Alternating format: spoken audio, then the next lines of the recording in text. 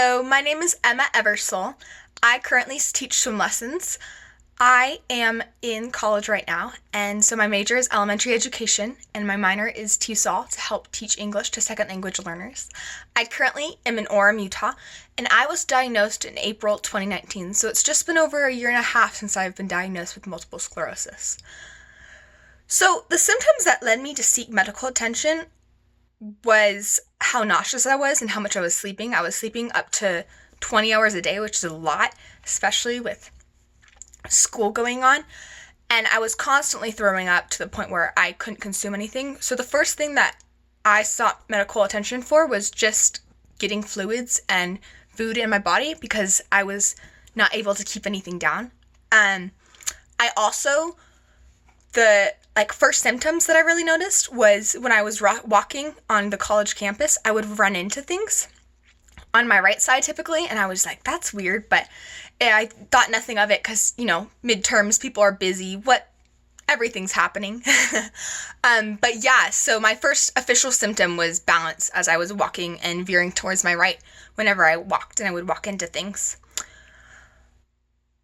So what I'm doing right now to take care of my MS, I do physical therapy twice a week through a wonderful program, and I go see my neurologist at least every 6 months, but it varies based off of if I have pseudo-relapses or my symptoms are acting up.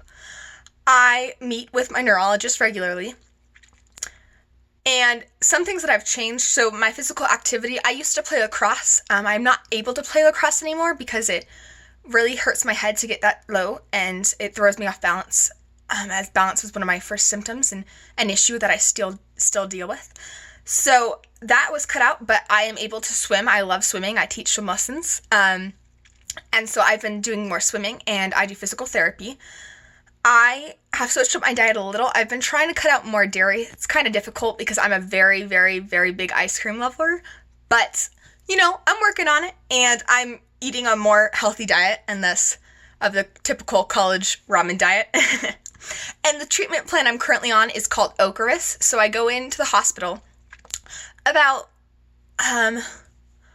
once every 6 months now. When I first got Ocrevus, it was split into two just to see how my body reacted, but now it's just once every 6 months, and it's like a 10-hour infusion, which to some people seems like a lot, but for me that was a better option than trying to take a pill every day or giving myself a shot or an infusion way more often than that, because that just wouldn't fit into my schedule.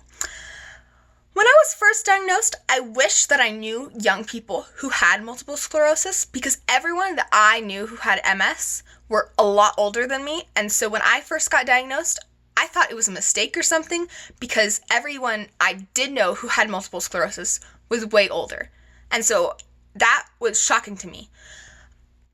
I would do things a little bit differently. I wouldn't change too much up because what I've experienced has led me to be the person I am right now, and I'm very happy with where I'm at right now, and I want to continue to grow and develop.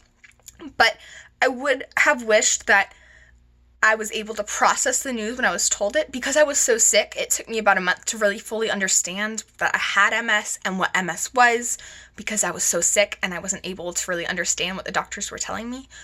And because of that, that was really difficult for me to process, because people would be telling me all these things in the first month, and I was like, okay, well, thanks. I don't really get what's going on, but sure, okay.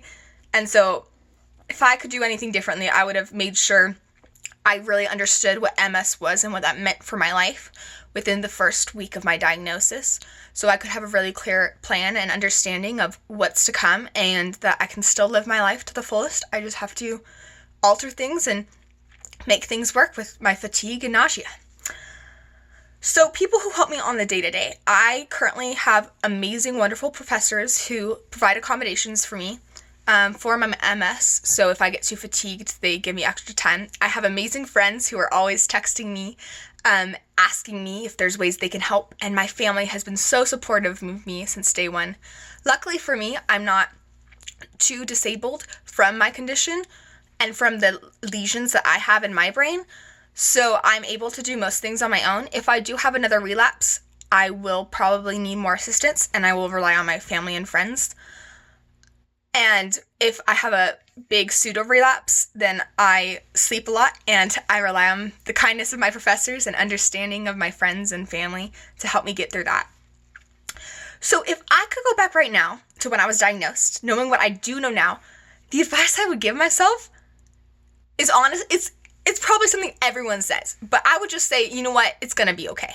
It's going to be okay. Because in the moment when I was diagnosed, once I kind of grasped what multiple sclerosis was, I was so confused and upset and angry, and I was like, my life is over.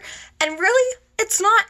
My life has changed. Some things have changed. I've had to alter things, but my life is not over, and MS just helps me experience it more to the fullest. And so, yeah, thank you for coming along my MS journey.